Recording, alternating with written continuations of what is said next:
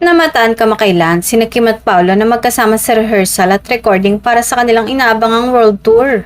Agad na napansin ng mga fans ang kanilang chemistry sa likod ng entablado, na lalo pang nagpasiklab ng excitement sa kanilang mga taga-suporta. Ayon sa ilang nakasaksi, seryoso at focused pero halatang kinikilig ang dalawa habang ini-interview na nagpapakita ng dedikasyon sa paghahanda para sa global performances. Hindi rin nakaligtas sa kamera ang kanilang magaan at masayang interaction na tiyak na magbibigay ng kilig sa mga manonood. Sa world tour ni Kim at Paolo ay inaabangan ng fans hindi lamang sa Pilipinas kundi pati na rin sa ibang bansa. Inaasahan na tampok dito ang kanilang pinakabagong musical numbers, duet performances at special production numbers na magpapakita ng galing at versatility ng dalawa bilang performers.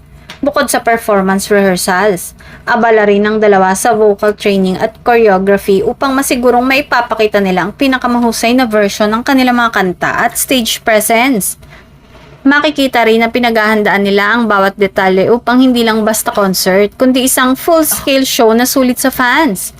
Ang pagtutulungan ni Kim at Paolo sa proyektong ito ay nagbigay rin ng bagong level ng excitement sa mga followers nila sa social media. Marami ang nag-post ng snapshots at clips ng rehearsal na nagpapatunay na abala at productive ang duo sa kanilang world tour preparations sa kabila ng kanilang busy schedule.